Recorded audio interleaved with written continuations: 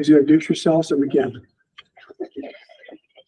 Good afternoon. I'm Heather Moore. I am the town clerk and the treasurer all in one. This is our mayor, Danny Smith. Thank you for letting us present today. Appreciate that.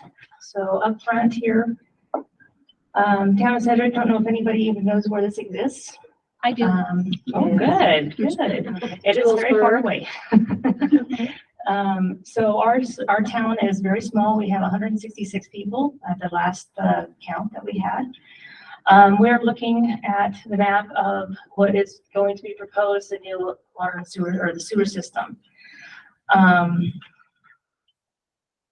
Our scope of work will conclude of upgrading the existing lift station, modifying the 2 existing lagoons that we currently have that will be repurposed.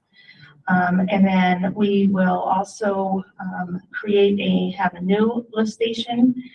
At the same time, we will be repairing some of our lines because they're actually in really good condition considering the age, and adding manholes at the end of each of these lines that don't have manholes to make it easier to clean them. Our need currently is for the water system due to the fact that our system was built in 1972, designed to discharge, but we currently don't have a discharge permit. So we also don't have a permit for our lift station as well. And after conducting our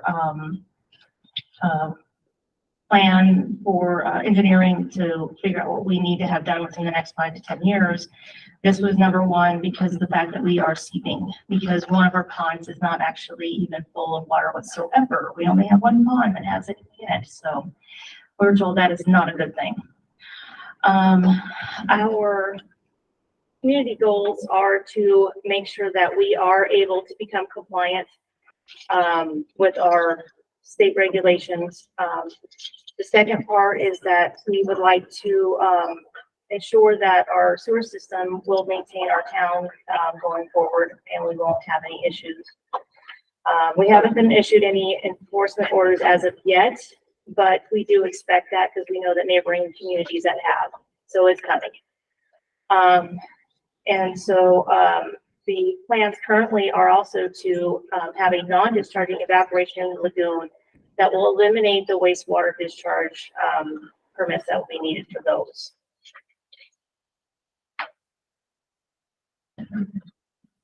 Our local efforts consist of a couple of things. We've already purchased the lagoon that is needed for the 3rd lagoon. So that has already been purchased, along with easements that are required for us to be able to get to it.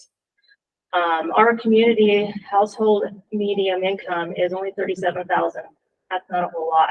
And I think you guys have already, were informed of the current rate. I think it's like 84, 87, or 80, right around there for the average Colorado family.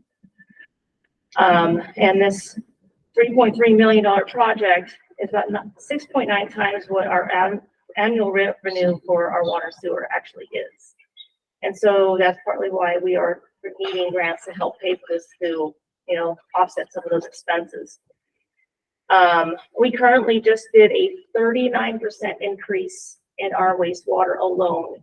So we went from 25-35 to 35, that's right, yeah, 35-35 for residential, and our non-residential commercial to 37-35.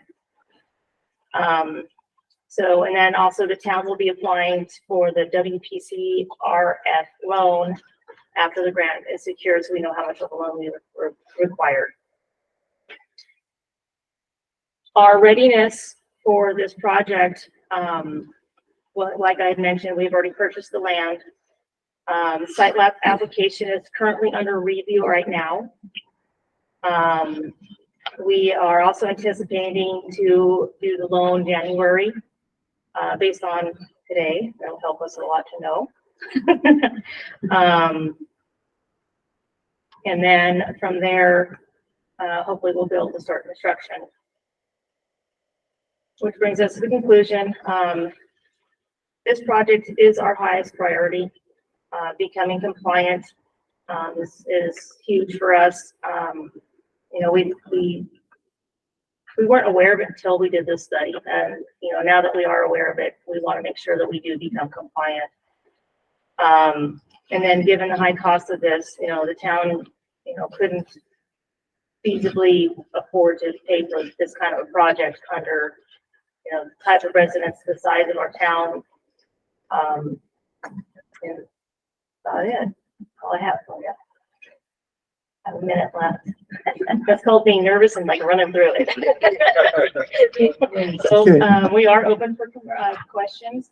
To give you an idea, this is the ponds that we currently use. This is the empty pond and the one pond that is seeping, which never overflows. The one on the right is the one that's working. Yeah, the one full of grass is the one that's not working at all. So. Okay, great. Well, thank you. Let's go to questions. Yes, Trish. Do you know if you'll have disadvantaged community status and look to get some loan forgiveness? We are hoping for that as well, yes. Because yeah, that is going to be huge. We have our engineering company is helping with some of those grants and loans, and that has been a discussion as well. But they haven't indicated maybe what you'd be looking at. I don't know, Michael, is this something that could be completely forgiven, or I mean, there are 172 people to pay for a $3 million project. You know, a lot of these communities out there, but you know, they're doing the right thing in terms of just getting out of the wastewater business, or not the discharge program. Yeah. Mm-hmm. And we were told probably not 100%, and that is something that we were told it probably won't be 100%, but we are going to attempt to get some of it. Okay.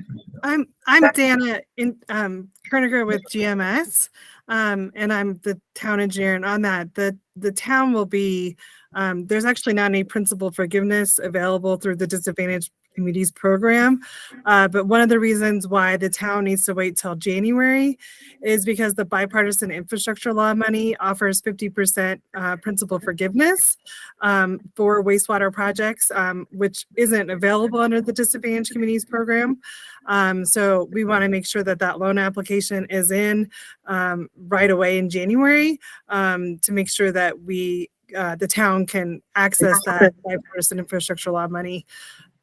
The town should qualify for, or I'd be very surprised. Right now, it looks like they would qualify for a disadvantaged community. We've not had official designation as that, but they will, and with that, they would have a design and engineering grant, which would also help the project. Okay. And so if you didn't receive full funding, would you just ask for a little bit more on the loan side? Yeah, we would attempt to do that. Okay. Okay, Jillian. I have a question about timing of the application, and it might be a Dana answer rather than you. That we have a very competitive round, lots of water wastewater projects, and one of the scores is readiness.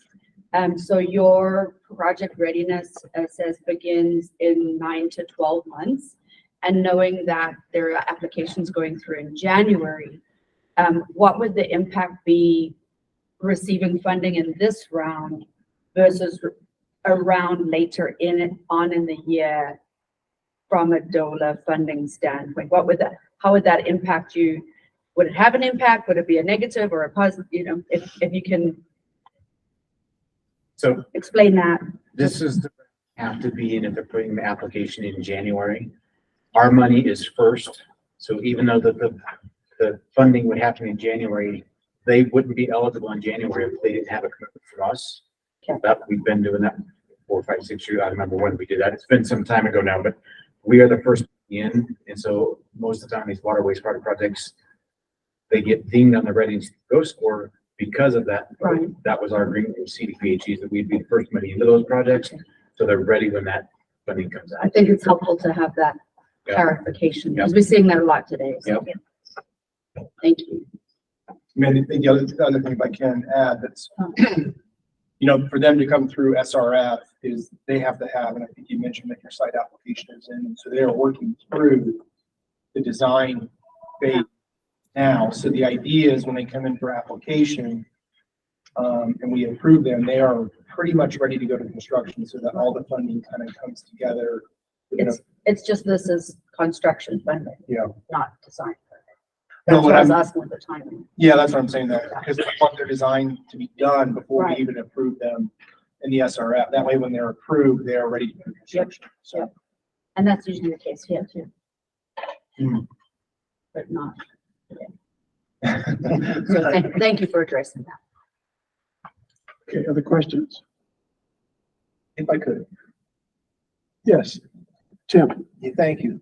So you were saying you didn't have a discharge permit, but I think you said you didn't have a lift station permit as well? Yeah. So will you be seeking, because you will Yes. actually will wind up with 2 lift stations in the end, correct? Yes, we'll have the original lift station and then we'll have the transfer pump that takes it up to the second, and it'll be a pump. And I guess in the end, all you'll be dealing with is biosolids?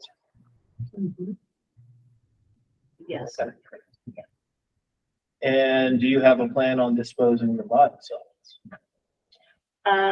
Dana, Yeah, the biosolids will be part of the construction, removing the biosolids as part of the construction process, because we are reusing those 2 ponds as sedimentation ponds, and then it'll be pumped up to the evaporation pond. And as part of the lift station, we do have a site application in for that, for the original lift station, and we're doing some modifications there. And then the transfer pump station is actually part of the site application for the wastewater treatment facility. Thank you. Gigi? How many employees do you have? Boys? One town and all of we have, Well, one permanent, I mean, year round. We've got a couple of part-time. yeah, so I'm But- full-time, but we got maintenance 2. man is full-time, we have 2 part-time.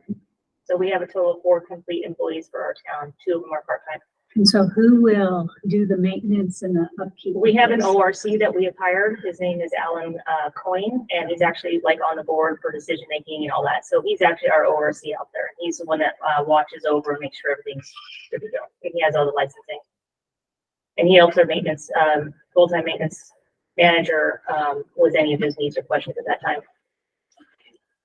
And that's what's scary to me on the magnitude of these plants on our small communities and the maintenance costs, the operational costs. Right, and that's why we went with the evaporation lagoons as part of that reason.